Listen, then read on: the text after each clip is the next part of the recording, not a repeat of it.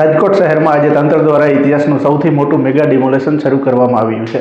શહેરના જંગલેશ્વર વિસ્તારમાં 7 ઝોનમાં વહેંચણી કરીને ડિમોલેશનની કામગીરી હાથ ધરવામાં આવી રહી છે। આ વિશાળ અભિયાન માટે મનપા દ્વારા 260થી વધુ મશીનો મેદાને ઉતારવામાં આવ્યા છે, જેમાં 64 જેસીબી અને 90 ટ્રેક્ટરનો સમાવેશ થાય છે। સમગ્ર કામગીરી દરમિયાન કાયદો અને વ્યવસ્થા જળવાઈ રહે તે માટે 2500થી વધુ પોલીસ જવાનોનો કડક બંદોબસ્ત ગોઠવવામાં આવ્યો છે। આ ઉપરાંત 4 ડીસીપી, 8 ડીવાયએસપી સહિતના ઉચ્ચ પોલીસ અધિકારીઓની સીધી દેખરેખ હેઠળ કામગીરી ચાલી રહી છે। સમગ્ર વિસ્તારમાં 25 ડ્રોન કેમેરા અને 30 સીસીટીવી સેટ દ્વારા સતત મોનિટરિંગ કરવામાં આવી રહ્યું છે। મળતી માહિતી મુજબ 1026 મકાન માલિકોએ સ્વેચ્છાએ પોતાના મકાનો ખાલી કરી દીધા છે। સવારે 7 વાગ્યાથી શહેરની 6 હાઈસ્કૂલ ખાતે ટીમોને તૈનાત કરવામાં આવી છે। મનપા કમિશનર કંટ્રોલ રૂમમાંથી સમગ્ર કામગીરી પર સતત નજર રાખી રહ્યા છે। જંગલેશ્વર વિસ્તારની અનેક શેરીઓમાં ડિમોલેશન ચાલી રહ્યું છે, જેના કારણે મુખ્ય માર્ગો પર ટ્રાફિકની અસર જોવા મળી રહી છે। ટીઆરબી અને એસઆરબીની ટીમો સાથે શહેરમાં કડક પોલીસ બંદોબસ્ત ગોઠવવામાં આવ્યો છે। શહેરભરમાં તંગદિલી વચ્ચે શાંતિ જાળવવા પોલીસ દ્વારા નાગરિકોને અપીલ કરવામાં આવી છે। વહેલી સવારથી જ આરએમસીની ટીમો અને પોલીસની ટીમો દ્વારા જંગલેશ્વર વિસ્તારમાં આદિ નદીના પટમાં અને ટીપી સ્કીમ નંબર 6ની જે રોડ છે એને પોલી કરવાની કામગીરી હાથ ધરવામાં આવી છે અને સરકારી જમીન ઉપર જે દબાણ હતું એ દબાણ હટાવવા માટે આરએમસીની ટીમો અને પોલીસની ટીમો તૈનાત થઈ છે।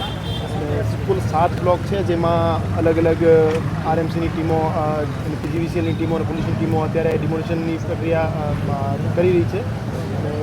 હિટેચી અને જેસીબીની સાથે પીજીવીસીએલની જે ઇક્વિપમેન્ટ છે એ ટીમો કામ કરી રહી છે અને સાથે સાથે પોલીસ પણ એન્ટી રાઇટ્સ ગિયર્સ સાથે અને વજ્ર વાહન અને વરુણ વાહન અને પ્રિઝનર વાહન સાથે કોઈ પણ એવી કાયદા અને વ્યવસ્થાને ચુનૌતી આપનાર પરિસ્થિતિને ટેકલ કરવા માટે તૈયાર છે અને અત્યારે પોલીસ કમિશનરશ્રી અને અધિક પોલીસ કમિશનરશ્રી દ્વારા આખા એરિયામાં ફૂડ પેટ્રોલિંગ કરી મોકા સ્થિતિનો જાયજો લેવામાં આવેલ છે અને આપ સૌને જણાવવા માગું છું કે શાંતિપૂર્ણ રીતે આખા એરિયામાં ડિમોલિશન ચાલી રહ્યો છે।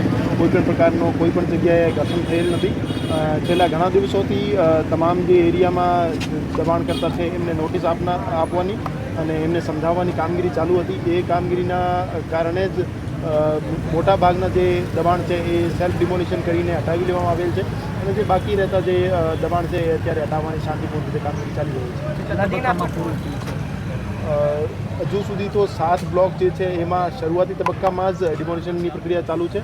સાંજ સુધી મોટાભાગના દબાણો દૂર કરી દેવામાં નદીના પટમાં લઈને કોઈ દબાણ કરતા હોય, આનાકાની કરતા હોય અથવા તો કોઈ પોલીસ સામે થયા હોય એવી કોઈ પણ એવો બનાવ નથી બન્યો જેમાં પોલીસ સાથે અથવા કોઈ પણ તંત્રના માણસો સાથે ઘર્ષણ થયેલ હોય। જે માણસોને તકલીફ હતી એમને સમજાવવા પછી અને એમને અલ્ટરનેટ જે અરેન્જમેન્ટ છે એમના જે પરિસ્થિતિઓ છે એમને વાકેફ કર્યા પછી એ શાંતિપૂર્ણ રીતે ખાલી કરીને જતા રહેલ છે અને કોઈ પણ એવો બનાવ નથી બન્યો જેમાં પોલીસ સાથે અથવા તંત્ર સામે કોઈ પણ પ્રકારનું ઘર્ષણ થયેલું હોય। ટોટલ અત્યારે કેટલી પોલીસને કેટલા જેસીબી સાથે અત્યારે કરવામાં આવી રહ્યું છે ડિમોલિશન? ટોટલ 7 બ્લોક જે છે, 7 બ્લોકમાં આરએમસીની 7 ટીમો કાર્યરત છે, જેમાં દરેક ટીમમાં જેસીબી અને હિટેચી અને પીજીવીસીએલની ટીમોના માણસો છે અને કુલ 64 જેસીબી, 7 હિટેચી અને બાકી ઇક્વિપમેન્ટ સાથે ટીમો તૈનાત છે અને પોલીસની બંદોબસ્તની વાત કરીએ તો પોલીસની બંદોબસ્તમાં ડીઆઈજીપી શ્રી મહેન્દ્ર બગડિયા સરના નેતૃત્વમાં